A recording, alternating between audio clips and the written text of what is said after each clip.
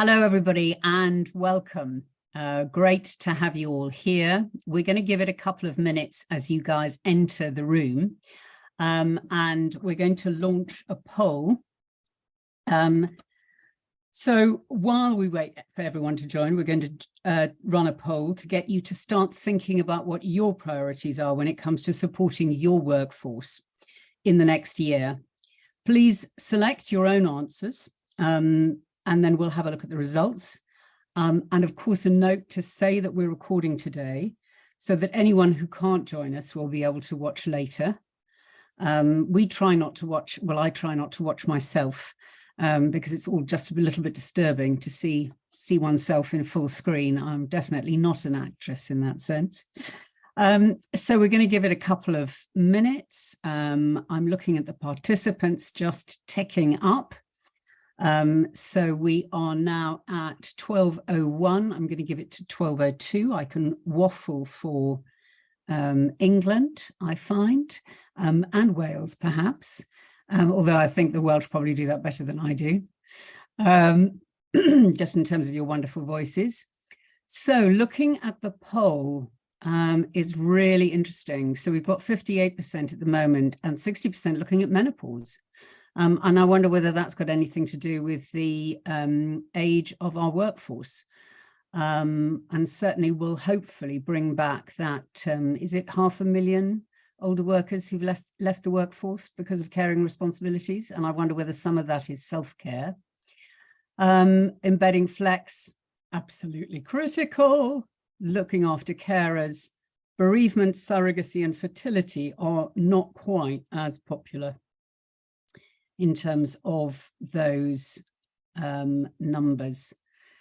So we're now at 12:02, and if we could share the results, please. And that's it. We've got menopause up there at 59%, followed by embedding flex at 43%, and carers at 35%. I just realized that I missed off paternity, maternity, and adoption. Yeah, really interesting that menopause is so topical right at the moment. So, excuse me, welcome everybody. Really good to have you here with us. And excuse me, I'm just going to mute myself for a moment while I clear my throat.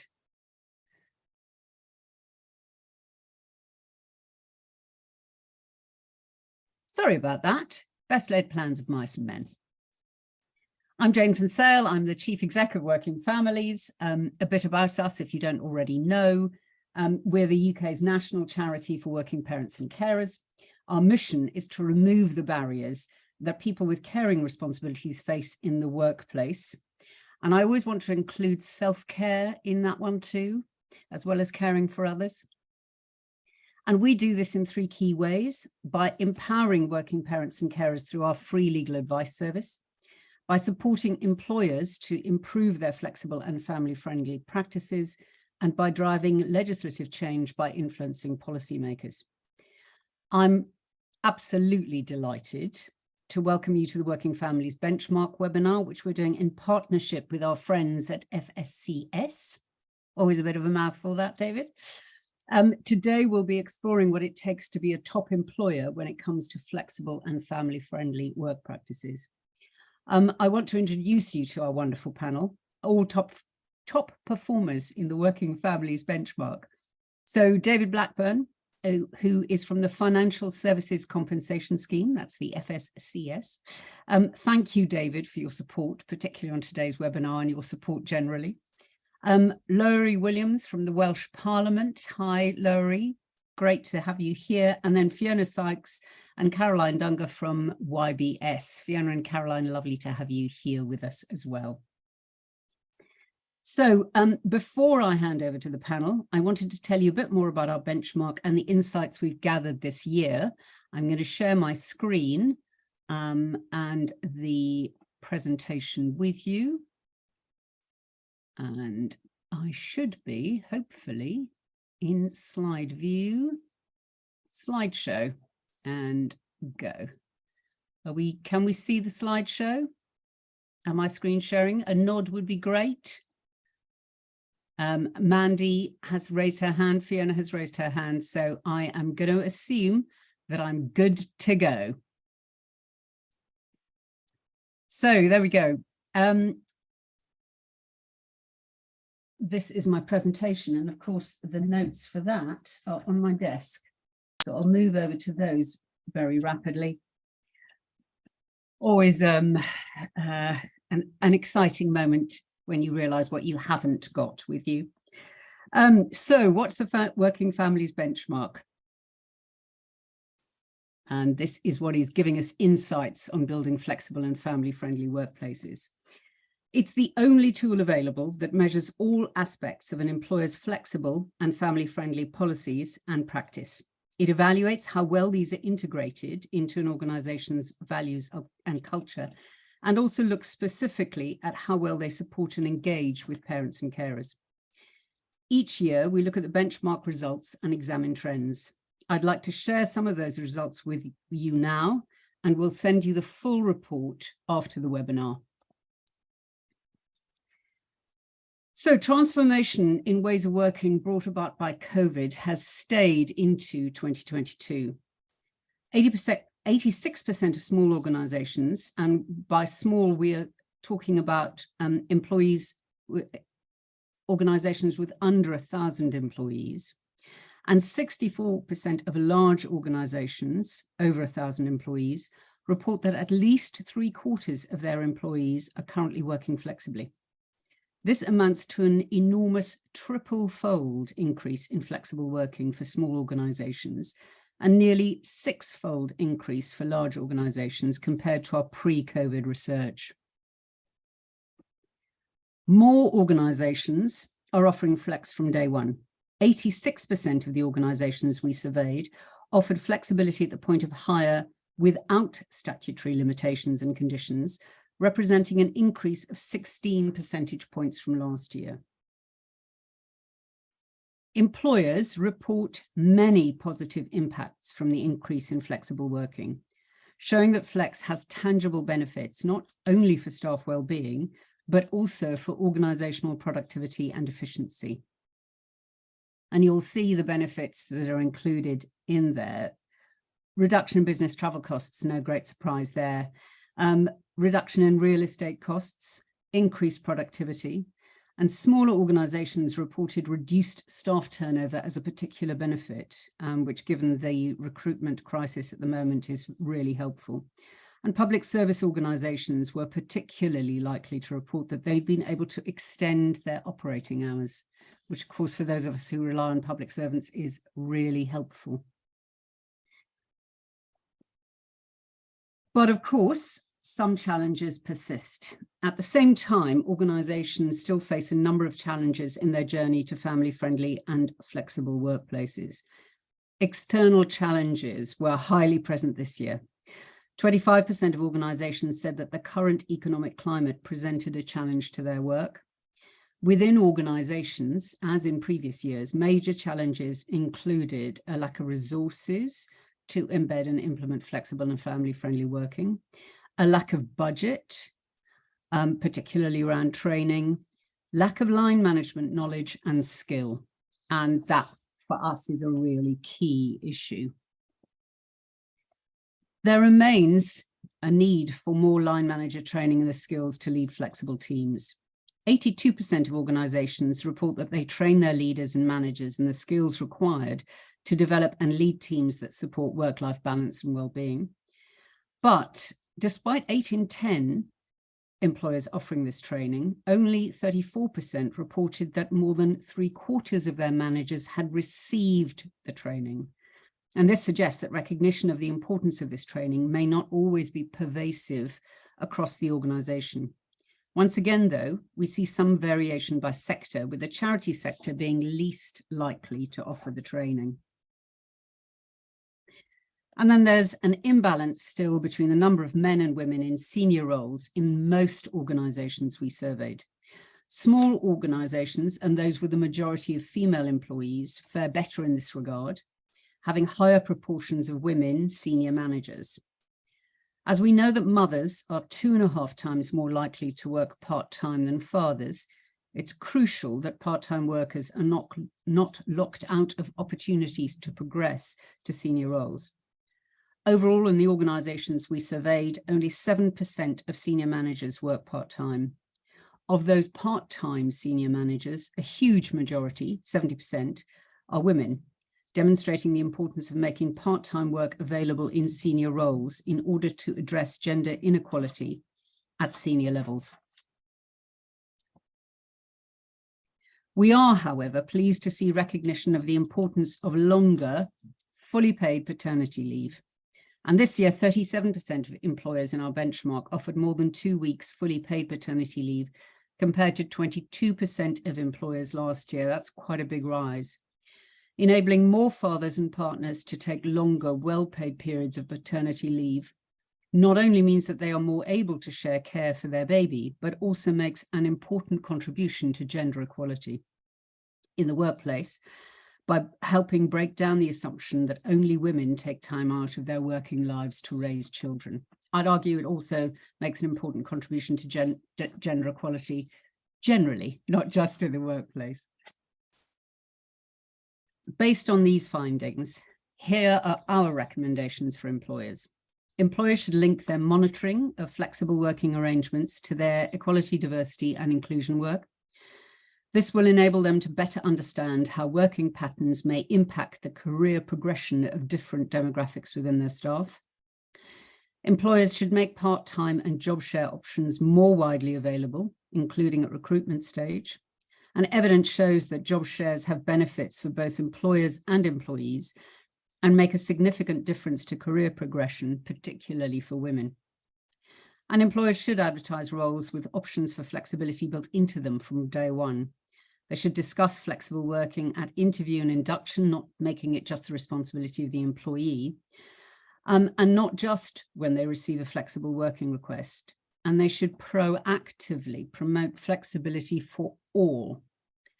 Employers should proactively promote part-time and job share roles to their male staff so that they are not seen as options just for mothers returning from maternity leave.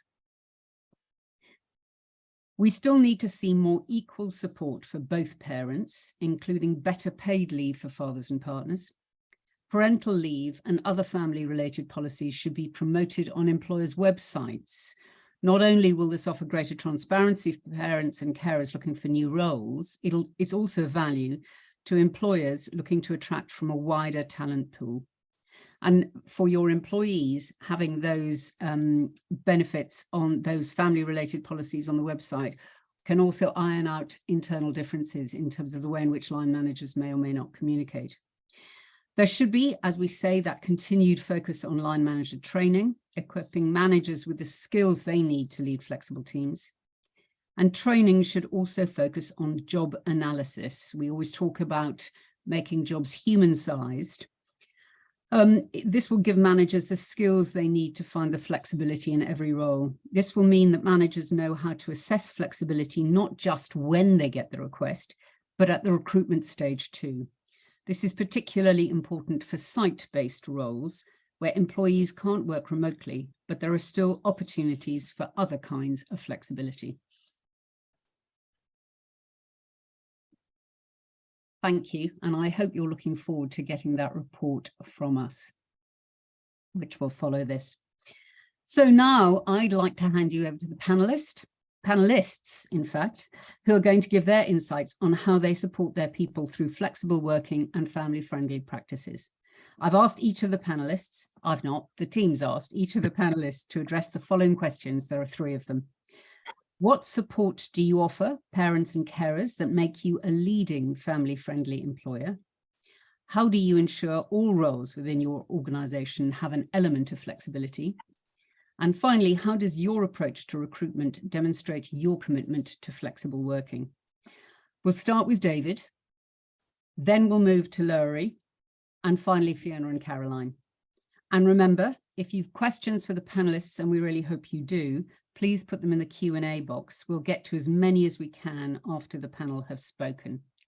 So David, over to you.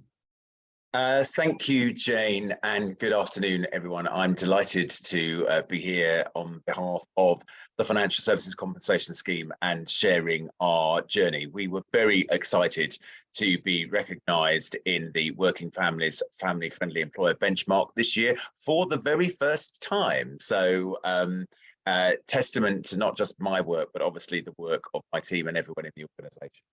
So in answer to those questions, how do we achieve that? Well, how did we get to that benchmark? So firstly, we talk about family leave very specifically. So we don't talk about maternity or paternity or shared parental leave or adoption leave. We talk about family leave because we recognise that families come in all shapes and sizes. And we offer enhanced leave of 26 weeks full pay, irrespective of gender, sex, or how the child became part of your family. And the thing of which we're most proud is that 100% of new fathers have taken advantage of these arrangements in the course of the last 12 months, with all but one of those fathers taking the full 6 months entitlement. Really interestingly, I agree with it's so interesting that the findings talk about the role of fathers, not just in changing, addressing our gender pay gap. And I'm also pleased to say at the FSCS, our gender pay gap has gone from 18% in favour of male colleagues 3 years ago to 1.3% in favour of women today. We also have a predominantly female board and a predominantly female executive team, and we are signatories to the Women in Finance Charter, which means that when we reported our data in March of 2022, we have a 50-50 gender split across the whole of our organisation, which again is something that we are really proud of. We also provide 20 days paid dependence leave to address the challenges of juggling work, homeschooling, and living our lives. This is something that we introduced. We always had 5 days dependence leave, but we extended it to 20 days during the first lockdown in 2020.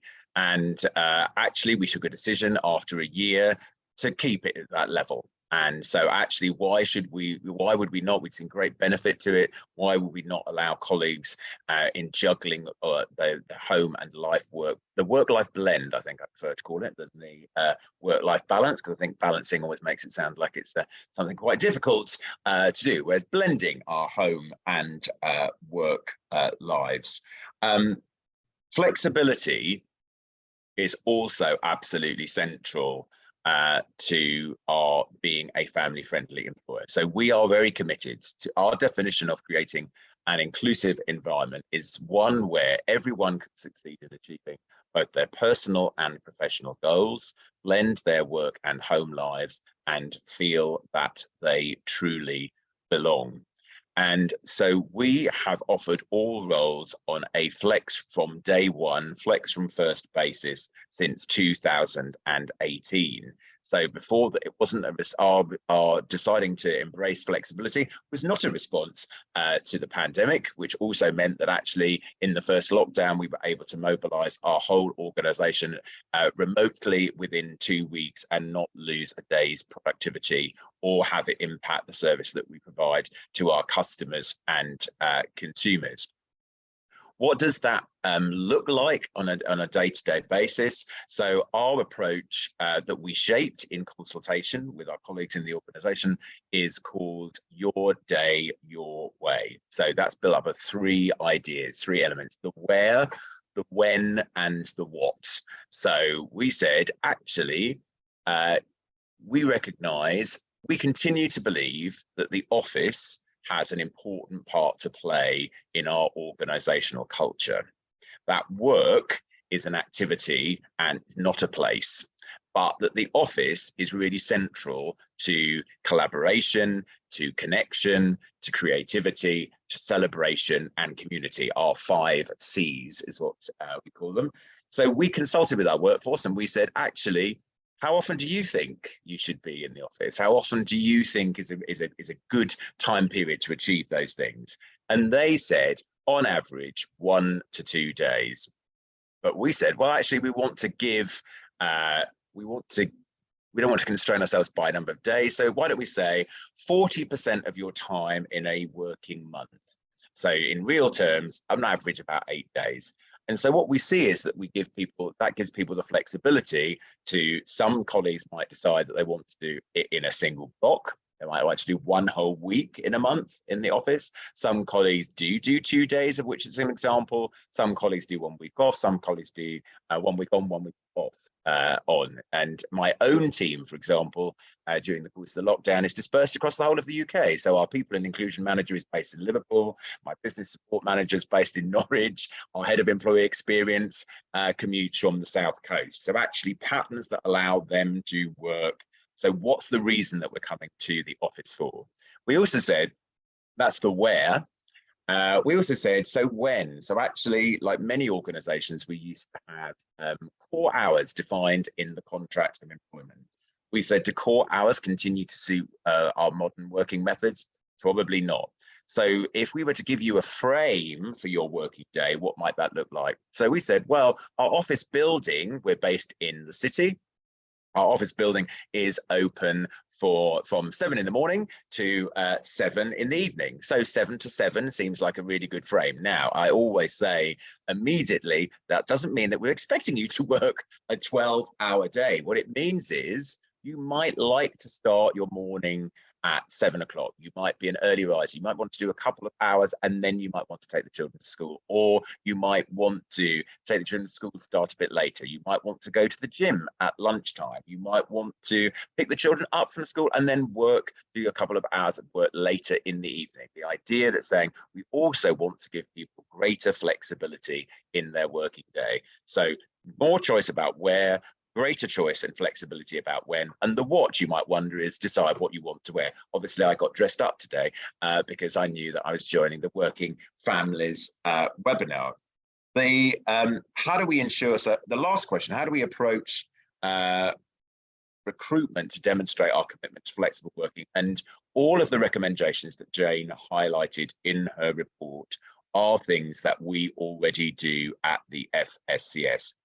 In an increasingly competitive marketplace, flexibility, I think, is no longer seen as an employee benefit. Actually, most employers it's an expectation. The world of work has fundamentally changed, as the benchmarking results show, over the course of the last 2 years. So people absolutely really want, really expect this level of flexibility. And we absolutely market it from the very beginning. So because we say, every role in the organization at FSCS can be done with a degree of flexibility. And by that, we mean it could include job share, it can include part-time, it can include compressed working hours. I work a 9-day fortnight and I'm a member of the executive team. Most of the executive, every person in the FSCS operates some form of flexibility. You do not need to fill out a flexible working request form because every job is flexible. We don't have a flexible working policy. We just have a flexible working toolkit because you don't need a policy if every job in the organization is flexible. As somebody pointed out to me, actually, from working fathers when I was being interviewed, and said, maybe you don't need a policy if all your jobs are flexible. You just need some guidance and some guidelines in order to make that happen. And all of our recruitment partners, so we use it on every single advert, all of our recruitment agency partners promote it absolutely as one of the strengths that the organization has. And so at every stage in the recruitment process, that's what we do. And does it bear results? People always say, well, that's really interesting. Actually, last year as an organization, we delivered our best ever organizational performance whilst processing the highest volume of compensation claims since our launch in 2001. And since our launch, we've come to the aid of 4.5 million customers and we've paid out £6.5 billion in compensation. 89% customer satisfaction we achieved last year. 91% of our colleagues, based on a 92% response rate to our people survey, say the FSCS is a caring and inclusive employer, 87% of people say I can fully be myself at work, and we have an engagement net promoter score of 61. So when people ask me, does flexibility and being a family-friendly employer work? It gives you, allows you to attract the best candidates and ultimately enhances your organisational performance. I think I'm 20 seconds over, Jane. David, as ever, perfection. Thank you. What an extraordinary view of what is possible and the benefits of that. Thank you, David. That was absolutely Pleasure, inspiring. my pleasure. Thank you. And Lowri, over to you. How to follow David. That was fantastic, David. So I'm Lowri Williams. I lead people services at Senedd, which is the Welsh Parliament, for those of you who don't know. And I've been there for 8 years, and we've been on this journey throughout that time. We committed in our people strategy quite some years ago that we wanted people to be able to bring their whole selves to work. And we recognise that people have all sorts of caring responsibilities, no matter their gender. And for us, that meant having the right culture and infrastructure in place to be able to allow them to do that. So, and the pandemic to some extent has then allowed us to progress that even further. But I'm pleased to say that we had been regular attendees to the Working Families benchmark in the years before the pandemic, and so this has just allowed us to keep moving on that track and learn some of the great lessons we learned from the pandemic. So our business delivery principles are two-sided, so the needs of the business and flexible by default. And so we work those two principles closely together with our co-designed organisational values, which are our respect, passion, pride, and one team. Our culture of flexibility exists by having no core set hours. We instead choose to have flexi checkpoints in parts of the year. Our culture extends to understanding the times also that we're living in. So, for example, the pandemic and currently the cost of living crisis. And so rather than whilst we do have set policies, culturally, we flex our approaches according to what's going on at the time. We've got a whole host of supportive policies, which I'll run through with you briefly. But for me, much more importantly, is the culture of the organisation truly believes and actively demonstrates our core belief that true diversity is inclusive. Inclusion brings with it a better culture, better productivity, and a better place to work, frankly. And it means that we can attract and retain talent based on their skills, knowledge, and values, rather than the hours that they can work or the locations that they can work from. And it's actively championed and lived by our senior managers, most of whom have got caring responsibilities of their own. We talk about it all of the time. We blog really honestly about it. So one of the first blogs of the pandemic, when everybody was really nervous, not just about everything that was going on, but very much about homeschooling and caring for elderly parents, some of which was sort of away from where we were living and we were all locked down. One of the first blogs I put out just allowed people the permission to work flexibly if they felt for any reason that they didn't know what those parameters looked like, and included a picture of myself on a trampoline with one of my children that I was homeschooling at the time. And I had loads of responses back to that, which proved to me that it doesn't, to some extent, it doesn't matter what the policies say. You need to actively allow people to buy into your culture and understand and give them permission to be flexible. And by talking about it, we're actively working with them to support them to give their best to us, because they feel that they can give their best at home. So, you know, people are whole people, they bring their whole selves to work. And most importantly, what we do is we ask them. We know exactly how many, as David talked about, we know exactly how many staff have got caring responsibilities. We know what people want because we ask them, and we don't just ask them now and again or even annually, we ask them constantly. In terms of our policies then, they're part of our infrastructure, and they include the enhanced family leave policies that David's talked about, including options of paid and unpaid time off as people require.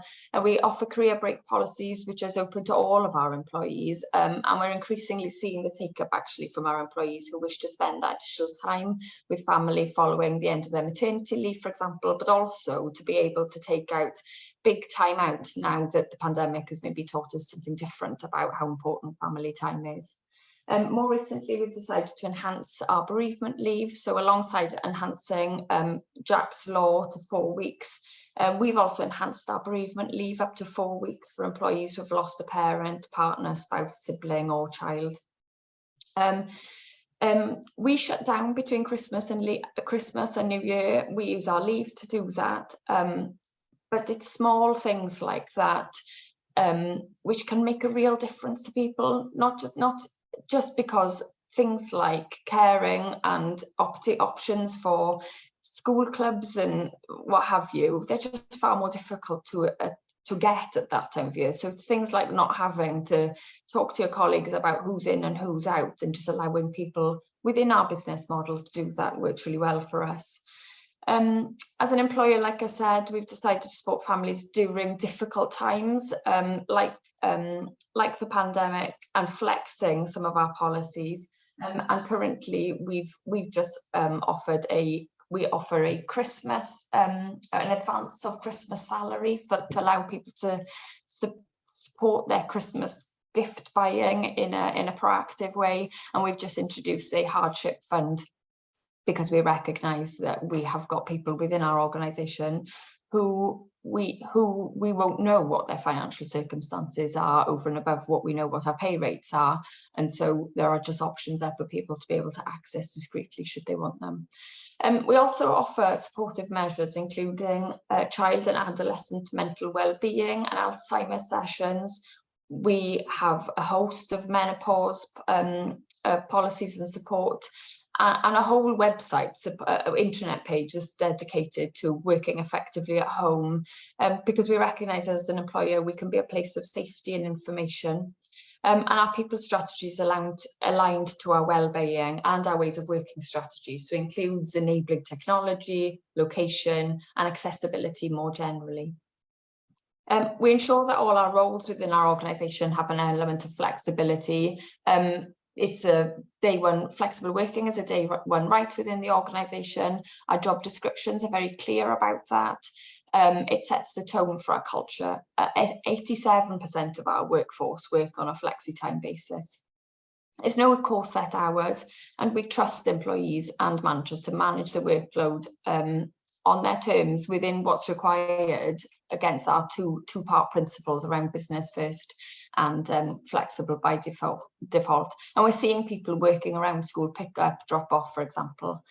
And whilst they don't work flexi, some of our specifically full-time on-site security department, for example, they're able to facilitate large number of flexible working requests as well, despite being on a rota system. And that's because culturally we've committed to trying to find the way through. And I think that for me, that's probably the main thing we can do. I hear questions around affordability. Lots of these things don't need to cost a lot of money. It's about trying to find a way of doing things.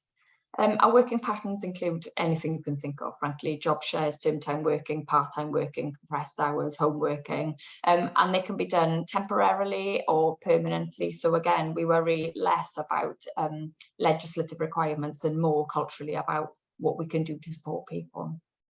And culturally, as I said, some of these things that make a difference for your staff are small changes. So in the pandemic, for example, when we were all homeschooling, even at our exec board level, small things like we moved our 9 o'clock meetings to 9:30, and that allowed those of us who needed to sort out homeschooling or do some things with our children, or even take them to school when there were breakfast clubs and things like that weren't available. It just meant that we didn't need to give our excuses. We could be fully present for work whilst also attending to our home life.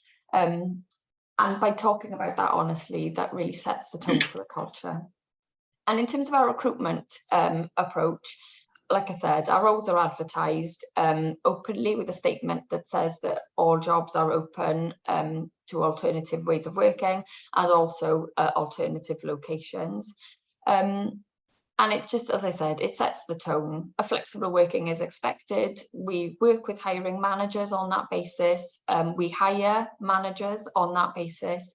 And so it's less about employees having to justify why they should be able to work flexibly, and more about a line manager maybe having to justify why that wouldn't be possible.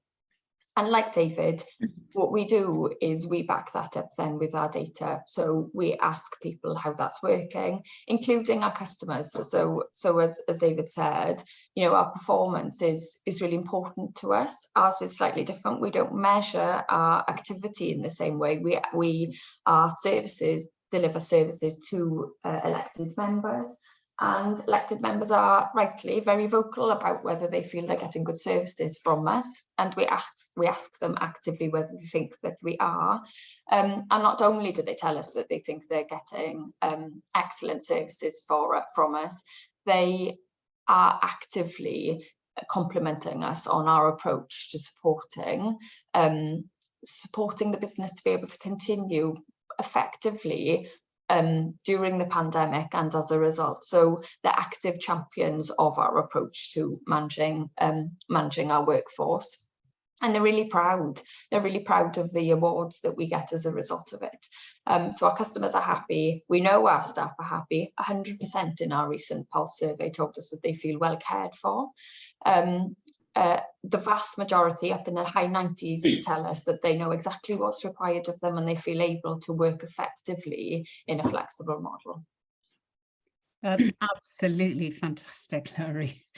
I just, you know, the fact that you constantly ask your people what they want and that you trust them and that the culture is so vital just speaks volumes, and of course is reflected in performance. Absolutely brilliant. Thank you so much.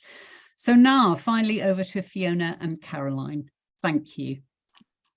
Thanks very much. So my name's Caroline Dungar. I have joined Yorkshire Building Society very recently, and I'm joined by my colleague Fiona, who works as part of our reward team and specialises in our wellbeing recognition schemes. So delighted to be here today. As a working parent myself, I have struggled to find some of the balance in my own kind of working life. So it's something I definitely take to heart and take really seriously. I've worked compressed hours, I've worked part-time hours.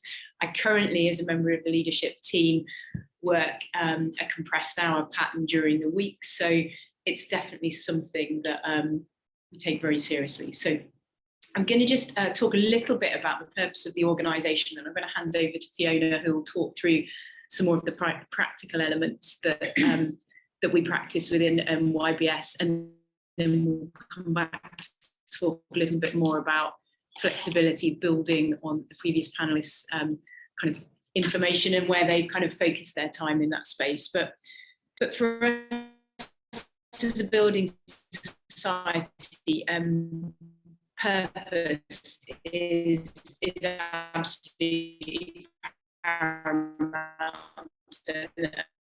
and the purpose of YBS has been that's run throughout the organisation, something that sets really that kind of really practical for our customers, but also what that means from a colleague experience perspective. So paramount to us, real help for real lives, and Fiona will talk a little bit about what that means in terms of some of the support we provide.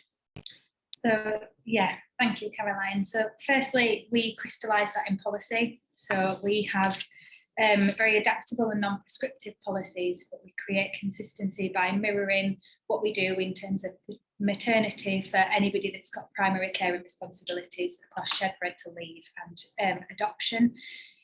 We offer paid leave for those with caring responsibilities, and we don't require anybody to be a registered carer. It's anybody with caring responsibilities.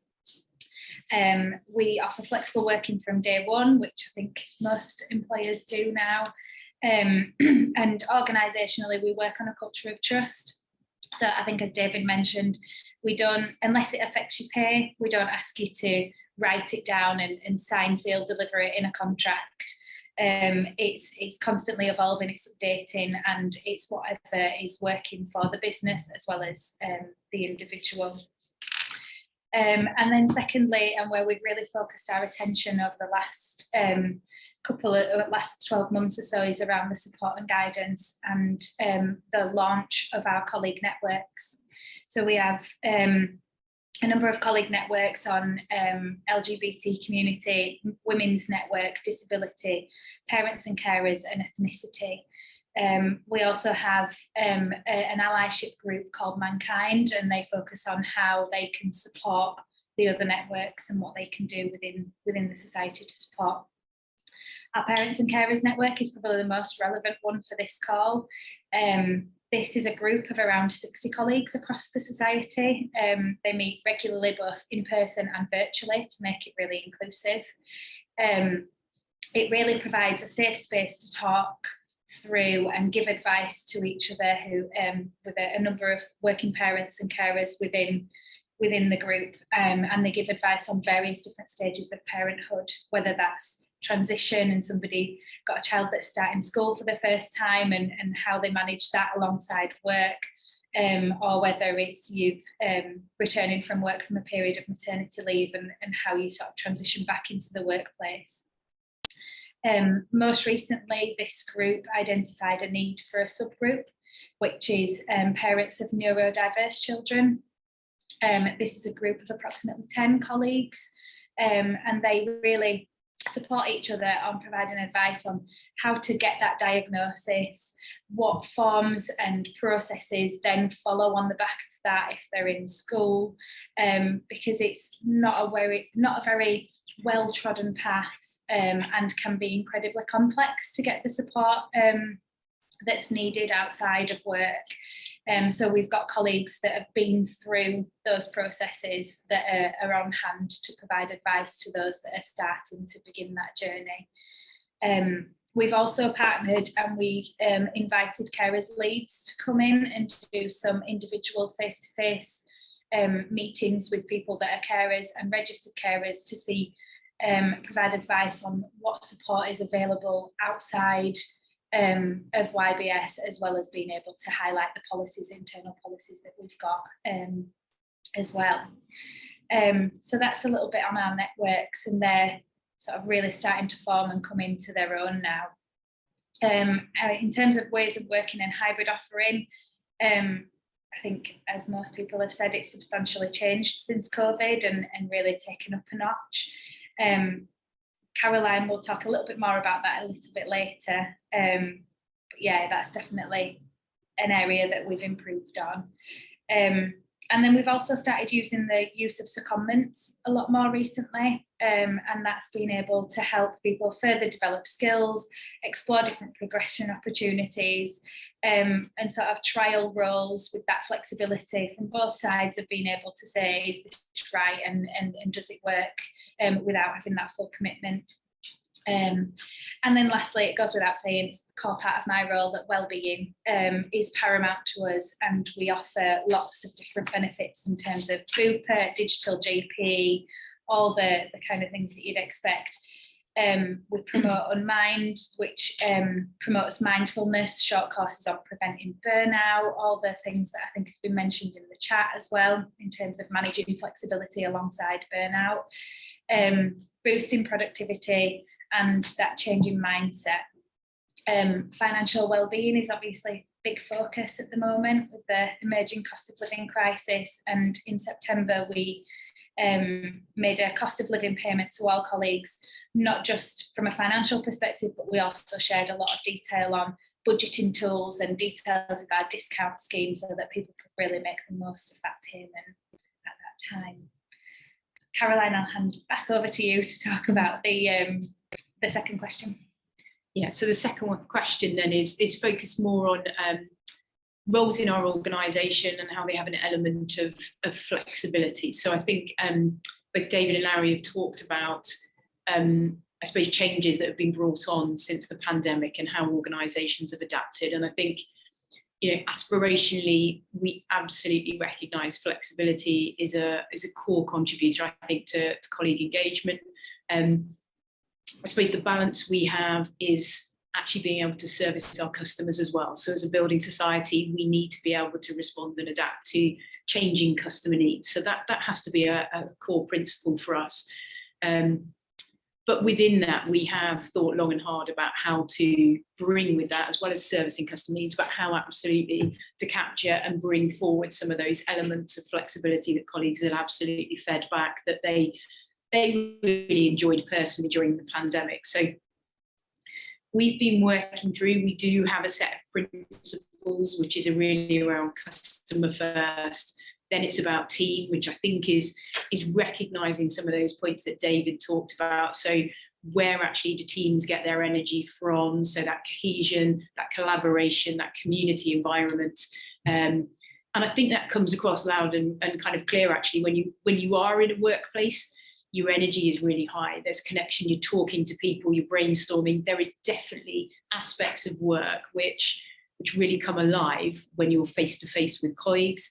But equally, there are individual needs, and whether that is actually the enjoyment many of us got during the pandemic of being able to take your child to school, where perhaps normally you would get there, you'd throw them out of the car, you would leave them, and you would escort your way off to work. But actually taking that enjoyment, and I definitely do more of that now because I feel more empowered to be able to do that. So we've been trying to work through just actually that balance, but actually keeping customer at top of our kind of agenda.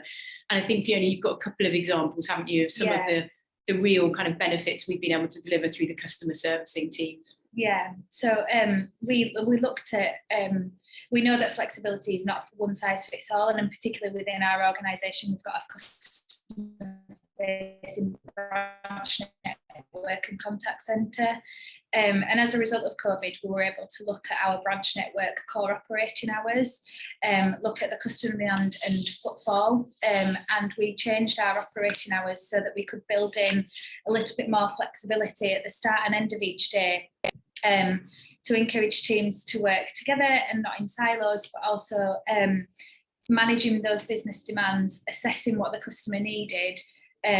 But that allowed branch colleagues to be able to do school pick up and drop off that they'd never been able to do before. It just wasn't a possibility. And one of the examples that we've got, a real life example, was somebody that was at university. She'd gone into a second year and her lectures all changed, and they completely clashed with her working hours within the branch. So she had two options. She could either resign and go find a different job that fit in with those new hours, figure something out. And the line manager actually went to the whole team and said, this is the issue. These are my core operating hours. These are the customer demands that we have to meet. Let's work together to see if we can figure out, and everybody get an element of flexibility from this. So she didn't push the problem back onto colleagues, but they worked together collaboratively to understand and balance individual scenarios with the ever-changing customer demands that we've got. And the result of that was she was allowed to keep the job that she loved. She continued to work in the team, so we retained her for a little bit longer, and the whole team benefited from a little bit more flexibility that they just didn't experience previously. I think we might have run out of time before we got to the third question. No, that's absolutely fine. Again, what extraordinary stories. And that ability to retain people. And I loved that, real help for real lives, with your customer focus, but also looking at your teams. The reason that I've stopped you is because we have literally tens of questions. So I'd like to get to as many of those as possible. And the first question actually was about when will job search engines introduce the search function term time only?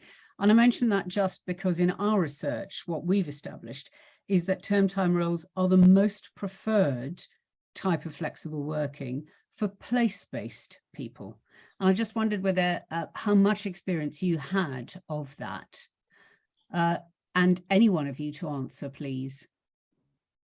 My observation is that so we are about to go through a process working with Flexer Careers. So Flexer Careers, for those, if you look that up, those people who are listening. So Flexer Careers is actually, it's not a job board, but actually it's a an accreditation process that says increasingly people are searching for, so rather than going location, job role, what they're searching for is flexibility. So if flexibility is the search term, how do they then get to you as an employer?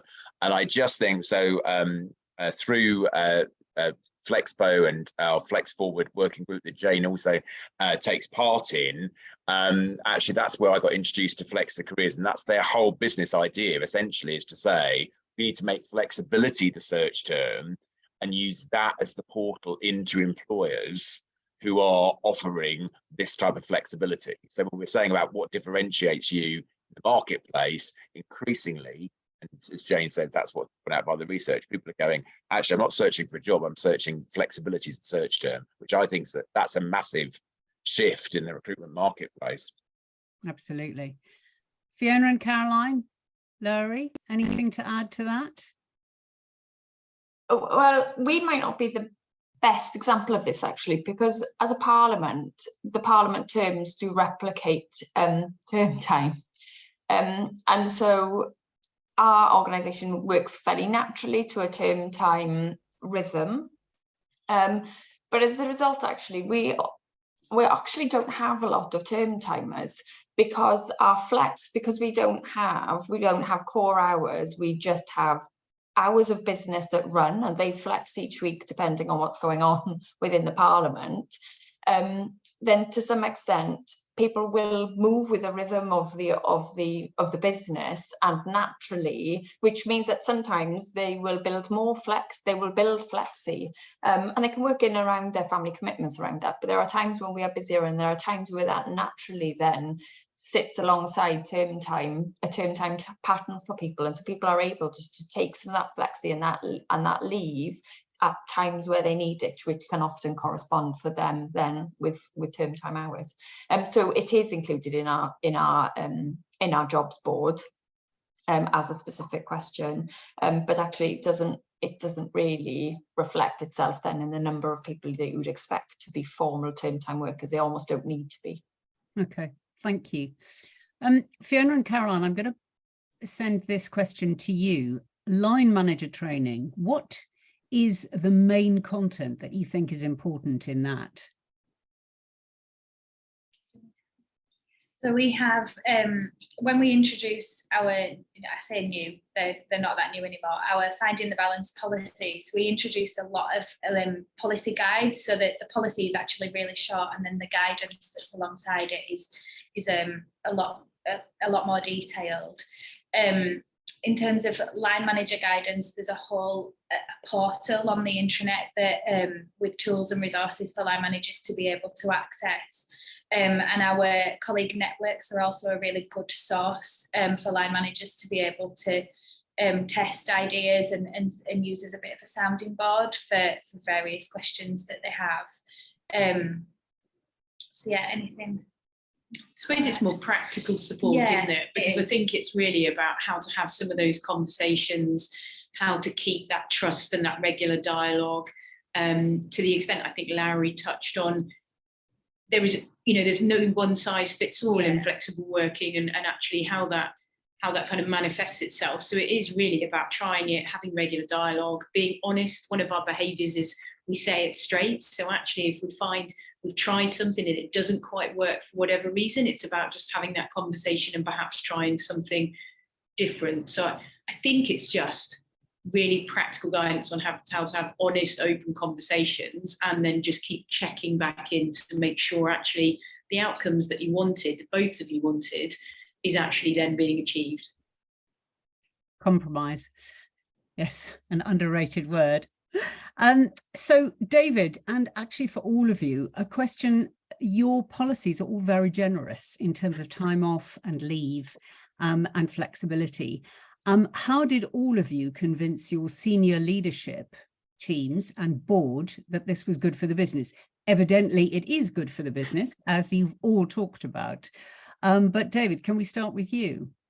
Yeah, I mean, I think I'm going to quote, I was in conversation the other day with Alex Fleming, who is the CEO for Northern Europe for Adecco, the world's largest recruitment firm. And Alex said, I'm really on board of the conversation about the war for talent. Talent has won the war, and which I've said to I'm quoting you all the time, Alex, on this because I quite like that observation. So actually, on that basis, there are only so many levers we can pull as organisations in an increasingly competitive marketplace.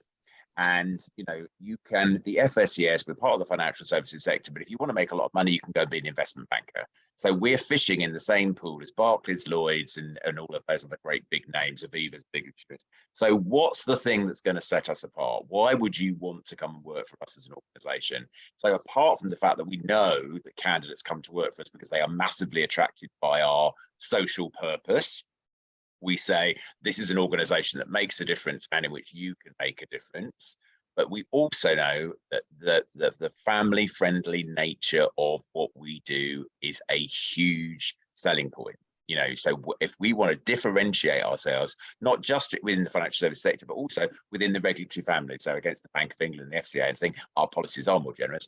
So that's what, and the business case for that, also I can see in some of the chat we were talking about the costs. We did do an exercise where we modelled and said, if we looked at all the people who've taken leave over the last 3 years and we changed the formula, how much more money would it have cost the organisation over that time period versus, so we did that calculation, versus how much does it cost when somebody leaves to onboard somebody.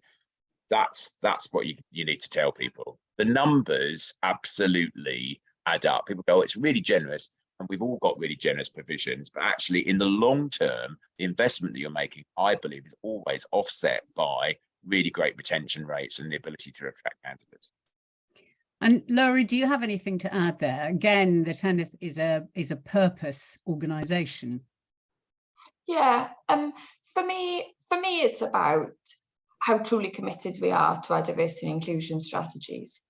And if we're truly committed to our diversity and inclusion strategies, and therefore truly believe that if we are inclusive and diverse, then we will better represent the people that we serve in the thing of the CNEV, then we want to attract, as I said, skills and talent, rather than people can work the hours we need them to work. And so we will find ways. Well, we will find ways, and I'm lucky because as an exec board, we not only believe that, but we live that. We live that. So as David said, we're in a similar position. We are gender balanced as an organisation right through to the top,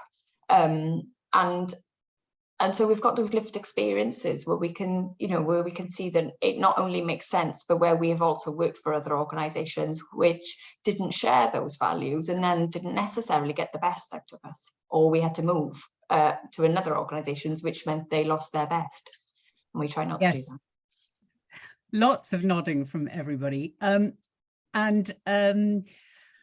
Consistent experience for colleagues. I'm thinking particularly about place-based roles, so security, catering, cleaners, all of those kinds of things. Can I start with you, Fiona and Caroline? How do you manage that? Yeah, so consistency has always been one that's been brought up as a little bit of a challenge, and what we've tried to focus on is not consistency in outcomes, but consistency in approach. So, flexibility will look absolutely different for every role, for every individual, for, depending on circumstances, what role you do. And we've had to just get very comfortable with that. I think where we focus our attention is on giving people a voice and choice in how they do their work, whether that's when or where is very different for different roles and different people. So the consistency comes through approach and not outcomes. Brilliant. Yeah, I could carry on talking about this forever. Yeah. Do you have, David, do you have dedicated time in key roles within your employee networks, or is it expected that your employees manage this alongside their day job? Oh, that's a good question. We have an engagement crew from across the whole of the organisation, And I think it's somewhere in the middle. So I think informally, so we don't formally say you get this amount of time. I think we informally, the expectation is that they take the time that they need in order to do it, and that line managers are very clear that that is our expectation at a senior level, that, you know, if they're working in that way, then that the time that requires for them to go to training or meetings and all that sort of stuff is a given. Thank you. Just to say, we could carry on for another half an hour very easily. So I'm going to wrap it up there.